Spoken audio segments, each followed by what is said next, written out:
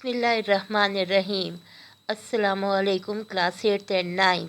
शफीकुर रहमान के बारे में आज हम उनका तारुफ पढ़ेंगे।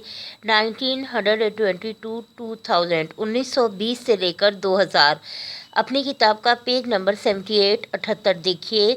शफीकुर रहमान मज़ाहिया अदब निगार 1920 से 2000। उर्दू के मुमताज़ अफसाना निगार और मज़ाह निगार शफीकुर रहमान 1920 में ज़िला जालंधर में कलानूर के मुकाम पर पैदा हुए। उन्होंने 1942 में किंग एडवर्ड मेडिकल कॉलेज, 1942 में king Edward medical college Lahore से MBBS का इम्तहान एज़ाज़ के साथ पास किया। अपनी काबिलियत और मेडिकल के इम्तहान में नुमाया पोजीशन की वजह से 1 साल के अंदर ही उन्हें फ़ौज में इंडियन आर्मी मेडिकल सर्विस में ले लिया गया। पाकिस्तान बन गया तो वो पाकिस्तान आर्मी का हिस्सा बन गए और मेजर जनरल के ओहदे तक तरक्की करने के बाद रिटायर हुए। आप देखिए कि अदब दोस्त, अदब से लगाव रखने वाले किसी भी शोबे में हो सकते हैं और बड़े बड़े नाम, बड़ी बड़ी मिसालें परवीन शाकिर, अहमद फराज, इलामा इकबाल और यहाँ शफीकुर रहमान और ऐसे कई नाम हैं। जब आप मुख्तलिफ़ अदीबों और शायरों के हवाले से पढ़ेंगे तो हमें एहसास होता है कि ज़िंदगी के मुख्तलिफ़ मैदानों में, मुख्तलिफ़ शोबों में उन्होंने नुमाया कारकर्दगी भी दिखाई और अदब दोस्त भी थे। उनका रुझान अदबी था। शायरी में या नसर में उन्होंने किताबें जो है वो तहरीर की और मकबूल हुए। अब शफीकुर रहमान भी MBBS डॉक्टर थे, आर्मी में थे और अदब की तरफ भी उनका रुझान था और हम अभी उनका मज़मून आगे पढ़ने जा रहे हैं। 1980 में उनका तकर्रुर अकादमी अदबियात पाकिस्तान के चेयरमैन की हैसियत से हो गया। उन्होंने अकादमी अदबियात पाकिस्तान जो है इदारे का नाम है जो कि उर्दू की तरक्की व तरवीज के लिए काम करता है, उसके चेयरमैन की हैसियत से हो गया, जहां उन्होंने 6 साल यानी 1986 तक इल्मी और अदबी खिदमात अंजाम दी। शफीकुर रहमान के मज़ाह का अंदाज़ बहुत हल्का फुल्का और नहायत शास्ता है। ये उनकी असलूब की अब खूबियाँ बताई जा रही हैं कि उनके नंबर 1 मज़ाह का अंदाज़ हल्का फुल्का और नहायत शाइस्ता मुअद्दब है। उनके यहाँ ना तो अल्फाज की बाजीगरी से मज़ाह पैदा करने की कोशिश नज़र आती है और ना ही महज मज़ाह पैदा करने की गर्ज से एक बावकार मुकाम से नीचे उतरने का रुझान मिलता है। उनकी तहरीरें हिस्से मज़ाह रखने और मज़ाह के तकाज़ों को समझने वालों में बहुत मकबूल हुई। 1942 में आपके अफसानों का पहला मजमुआ किरने शाया हुआ। आपके दीगर मजमुओं में शगुफ़े, मदोजज़र, हिमाकतें, मज़ीद हमाकतें और दजला वग़ैरह ज़्यादा मशहूर हुए। इस में हम यहाँ पर आज हम शफीकुर रहमान का तारुफ पढ़ रहे हैं और इसके साथ अब हम मश्क करेंगे। किताब का सफ़ा नंबर 83 मश्क। क्योंकि लेसन लंबा हो जाता है जिसकी वजह से रिकॉर्डिंग में प्रॉब्लम आता है, तो इस वजह से तारुफ और मश्क हम एक जगह पे कर रहे हैं। एक रिकॉर्डिंग हमारी जो है इस लेसन की उसमें तारुफ और मश्क है, जबकि दूसरी में हम लेसन को पढ़ेंगे, सबक को पढ़ेंगे। मश्क के जनाब मुख्तसर जवाबात दें। कव्वा ग्रामर में हमेशा क्या इस्तेमाल होता है? कव्वा ग्रामर में हमेशा मुज़क्कर इस्तेमाल होता है। जैसे मुहावरा है, कव्वा चला हंस की चाल तो अपनी चाल भी भूल गया। पहाड़ी कव्वा कितना लंबा होता है? पहाड़ी कव्वा 1.5 फुट लंबा और वज़नी होता है। बंदूक चले तो कव्वे क्या करते हैं? बंदूक चले तो कव्वे इसे अपनी ज़ाती तौहीन समझते हैं, लाखों की तादाद में कहीं से आ जाते हैं, इस कदर शोर मचाते हैं कि बंदूक चलाने वाला महीनों पछताता रहता है। दाल है, हम हर खुशगुलू परिंदे को बुलबुल समझते हैं, इसमें कसूर किसका है?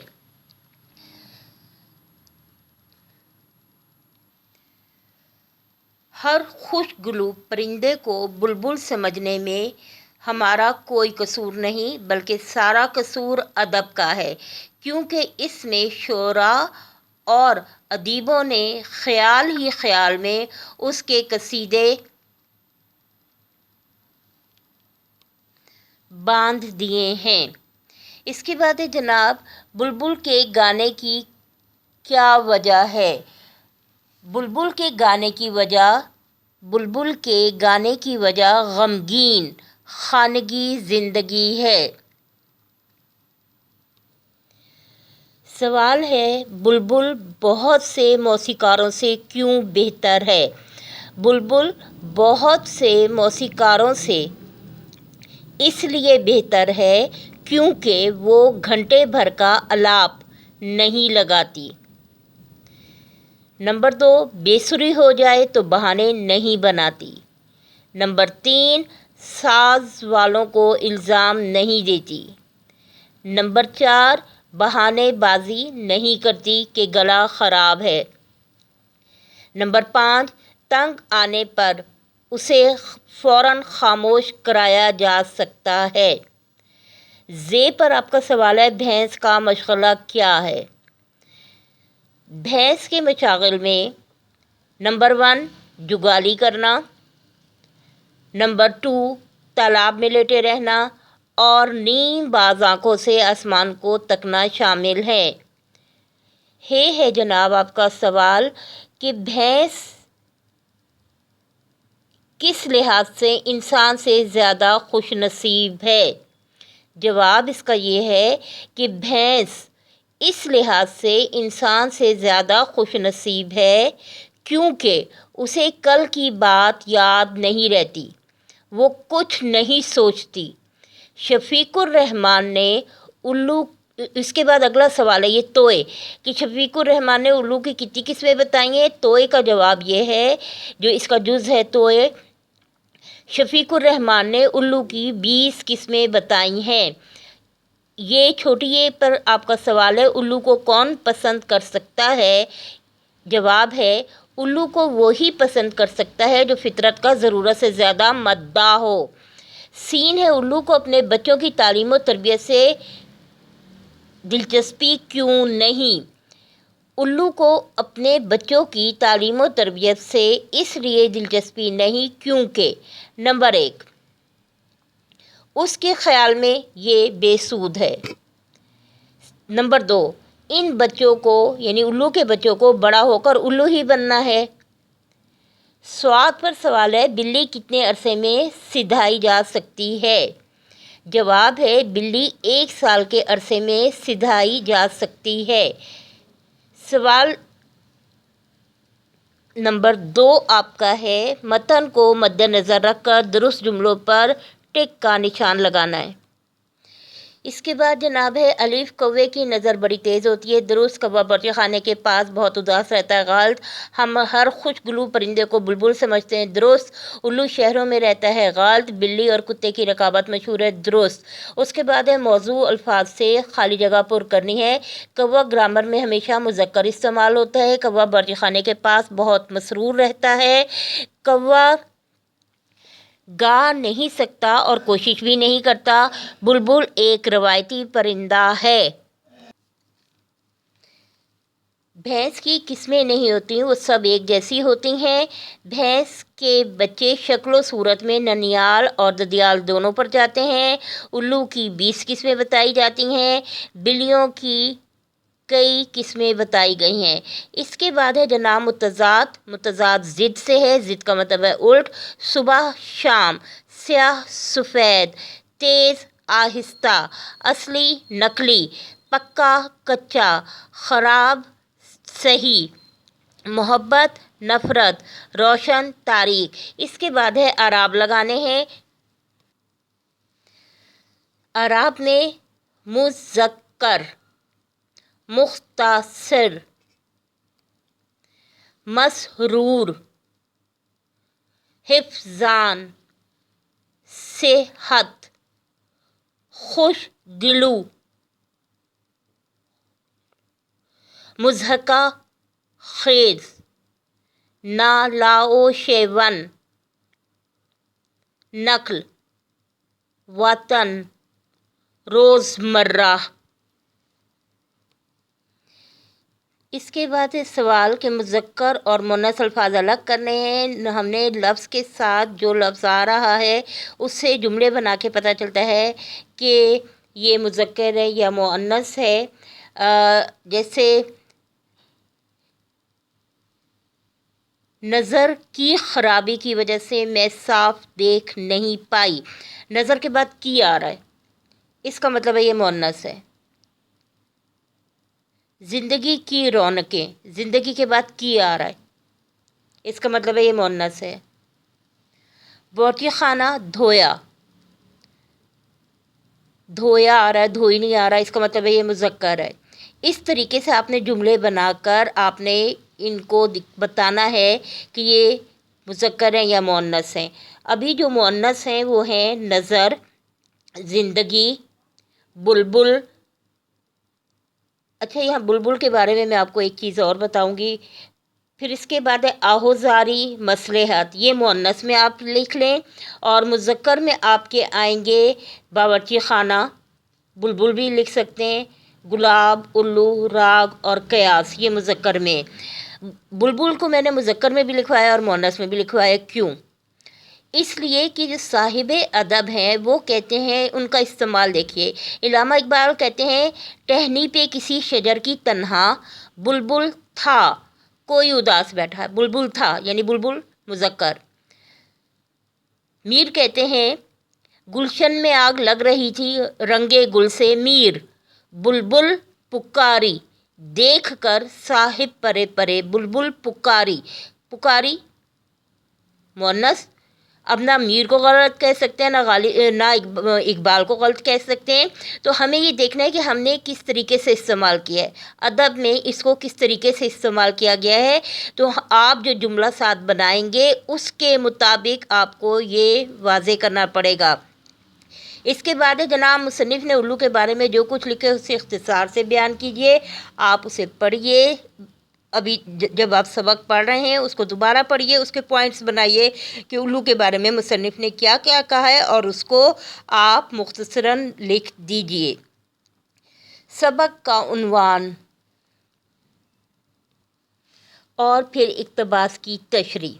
यहाँ पर आपको बताते चलें कि आपको किस तरीके से करना है। इक़्तिबास की तशरीह, सवाल नंबर 8 जो आपका है, उन्वान मुल्की परिंदे और दूसरे जानवर, मुसन्निफ़ शफ़ीक़ुर रहमान, इंतखाब मज़ीद हिमाकतें। हल्के फुल्के अंदाज में मज़ाहिया उसलूब में परिंदों और जानवरों की ख़ुसूसियात पर मबनी तहरीर है और इन्हीं ख़ुसूसियात की वजह से वो हमारे माशरे में अदब में अलामत के तौर पर इस्तेमाल होते हैं। इस मज़मून में कौवे के बाद बुलबुल का ज़िक्र है और फिर भैंस, उल्लू, बिल्ली के हवाले से बताया गया है, जो कि मज़मून का तकरीबन इब्तदाई वस्ती हिस्सा बनता है। तशरीह। ज़ेरे नज़र इक़्तिबास में बुलबुल की सिफ़ात, खूबियों और औसाफ़ का बयान है। मुसन्निफ़ बुलबुल की नगमगी और सुर संगीत के मेयार का माहिराना तज़किया करने की बजाय सीधी सादी बात बयान करते हैं कि वो जैसा भी गाती है, न तंग करती है, न गिले शिकवे बहानाबाजी करती है, उसे ज़बरदस्ती जो है वो सुनना नहीं पड़ता, तंग आ जाएं तो उड़ा दें। इस तरह वो बहुत से गुलकारों से बहुत बेहतर है। इसके बाद कवायद में आ रहा है जनाब, मुरक्कब नाकिस और मुरक्कब ताम में फ़र्क यहाँ पर जो है ये सिलेबस का हिस्सा भी है और कवायद इंशा में भी आप इसको देख सकते हैं। तारीफ़ इसकी ये है कि दो या दो से ज़्यादा लफ्ज़ों के मजमूए को मुरक्कब कहते हैं। मुरक्कब की दो बड़ी किस्में इन्होंने यहाँ पे इस तरह बताया, आप इसे इस तरह भी कर सकते हैं। मुरक्कब नाकिस, मुरक्कब ताम या जुमला। मुरक्कब नाकिस, मुरक्कब ताम या जुमला भी से कहते हैं। मुरक्कब नाकिस दो या दो से ज़्यादा लफ्ज़ों का ऐसा मजमूआ जो पूरा मफ़हूम अदा ना करे और सुनने वाले पर उसका मतलब वाज़ेह ना हो। मिसालें देखिए, मेरा भाई कुर्सी पर, चार आम, मजबूत दीवार, कीमती घड़ी वगैरह। مرکب تام، دو یا دو سے زیادہ لفظوں کا ایسا مجموعہ جو پورا مفہوم ادا کرے اور سننے والے پر اس کا مطلب اچھی طرح واضح ہو۔ مرکب تام کو جملہ بھی کہتے ہیں۔ مثالیں دیکھیے۔ میرا بھائی بیمار ہے، وہ کرسی پر بیٹھا تھا، میں نے 4 آم خریدے، یہ کرسی بڑی مضبوط ہے، اسلم نے ایک قیمتی گھڑی چرائی۔ سرگرمیاں ہیں جناب، مصنف شفیق الرحمان کا کوئی اور مزاحیہ مضمون اپنے استاد سے پوچھ کر پڑھیں۔ لائبریری میں شفیق الرحمان کی بہت سی کتابیں ہیں اور ہم ان کی کتابوں کو پڑھ بھی سکتے ہیں، اور ہمیں اپنے ایک یہ بہترین مشغلہ ہے کتاب پڑھنا، جس سے ہمارے لکھنے، پڑھنے، ہمارے ذخیرہ الفاظ اور ہمارے بیان کرنے کا انداز مؤثر ہوتا ہے۔ نہ صرف شفیق الرحمان، آپ کا جس طرف رجحان ہے، تخلیقی کام ہے یہ، آپ کتابیں پڑھیں، اخبارات پڑھیں۔ پڑھنا ایک اچھا مشغلہ ہے۔ نصاب سلیبس کے علاوہ بھی آپ مختلف کتابیں، شاعری، نثر، نظم، غزل، جس طرف آپ کا رجحان ہے اسے پڑھیں۔ بچوں کو علامہ اقبال کی وہ سبق آموز نظمیں ضرور پڑھائی جائیں، یاد کرائی جائیں، جن میں پرندوں اور جانوروں کا ذکر ہے، مثلاً ہمدردی۔ سب بچوں نے یہ نظم پڑھی ہوگی۔ ٹہنی پہ کسی شجر کی تنہا بلبل تھا، کوئی اداس بیٹھا۔ اسی طرح ایک مکڑا اور مکھی، یہ چھوٹی کلاسز میں، یہ نصاب میں یہ نظم بھی ہوتی ہے۔ ایک دن کسی مکھی سے کہنے لگا مکڑا، اس راہ سے ہوتا ہے گزر روز تمہارا۔ ایک پہاڑ اور گلہری، کوئی پہاڑ یہ کہتا تھا ایک گلہری سے، تجھے ہو شرم تو پانی میں جا کے ڈوب مرے۔ ایک گائے اور بکری، سن کے بکری یہ ماجرا سارا، بولی ایسا گلہ نہیں اچھا۔ اقبال قومی شاعر ہیں، ان کا مقام مرتبہ ہم سب جانتے ہیں۔ یہ نظمیں انہوں نے بچوں کے لیے لکھی۔ انسان، مظاہر کائنات، فطرت میں اس کی دلچسپی ہے، اور یہی اس کا جو مطالعہ ہے، اس کا جو مشاہدہ ہے، جانوروں سے اسے خاص انسیت ہے، اس کی زندگی کا حصہ ہے۔ پالتو جانور بھی ہیں جو ہم رکھتے ہیں گھروں میں۔ یہاں پر جانوروں کو علامت کے طور پہ استعمال کیا گیا ہے۔ اس کے بعد ہے جناب اشارات تدریس۔ اساتذہ طلبہ کو بتائیں کہ مزاحیہ ادب اپنے ظاہری رویوں میں سنجیدہ ادب سے بالکل مختلف ہے۔ یہ آپ پڑھ بھی چکے ہیں، لہو اور قالین بھی پڑھ چکے ہیں، آرام و سکون بھی پڑھ چکے ہیں، سنجیدہ مضامین بھی پڑھ چکے ہیں جیسے کاہلی اور امتحان جیسے جو ہیں وہ مزاحیہ مضامین بھی پڑھ چکے ہیں، اور ابھی آپ نے یہ بھی پڑھا ہے سبق ملکی پرندے اور دوسرے جانور۔ تو ہم اس میں بہت اچھے طریقے سے فرق اب کر سکتے ہیں، اور سنجیدہ اور مزاحیہ ادب کے حوالے سے بتایا گیا ہے۔ ہر دو طرح کے، چاہے وہ سنجیدہ ادب ہو یا مزاحیہ ادب ہو، اس کا مقصد معاشرے کی اصلاح ہوتا ہے۔ اس بات کی وضاحت کی جائے کہ مزاح کے لیے کوئی صنف مخصوص نہیں، نثر، نظم، غزل ہم ہر طریقے سے پڑھ سکتے ہیں۔ یہی چیز میں نے آپ کو یہاں بتائی ہے کہ شفیق الرحمان کا کوئی مزاحیہ مضمون استاد سے پوچھ کر پڑھنے کی بجائے اب اپنے رجحان کے مطابق پڑھیں۔ جہاں پر آپ کو جس چیز میں دلچسپی ہوتی ہے وہ پڑھیں، پڑھنا ضروری ہے، اور توجہ سے، دھیان سے پڑھنا ضروری ہے۔ اردو ادب میں مضامین، سفر نامے، ڈرامے اور انشائیہ وغیرہ کی صورت میں مزاحیہ ادب کے اچھے نمونے ملتے ہیں۔ جن جانوروں اور پرندوں کا ذکر سبق میں موجود ہے، سبق پڑھانے سے قبل ان کا عام تعارف کرایا جائے، بالکل کرایا گیا ہے۔ جانوروں اور پرندوں کی جو خصوصیات مصنف نے بیان کی ہیں اور پھر ان کا ذکر جس علامتی انداز میں کیا ہے، اس کی وضاحت کی جائے۔ علامتی انداز بنیاد بنا کر ذو معنی جملے، فکروں کے ذریعے مختلف چیزوں کی وضاحت کی گئی ہے۔ علامتی انداز کے ذریعے یہاں پر مزاح پیدا بھی کیا گیا ہے اس مضمون میں، اور بتایا گیا ہے کہ بہت سے انسان پرندوں اور جانوروں سے مماثلت رکھتے ہیں۔ اس بات کو جاننا ضروری ہے کہ سنجیدہ ادب کے برعکس مزاحیہ ادب میں قاری کے لیے دلچسپی کے مواقع جو ہوتے ہیں وہ زیادہ ہوتے ہیں، اور دوسرا، ہر دو طرح کے ادب کا جو مقصد ہے وہ معاشرے کی اصلاح ہے۔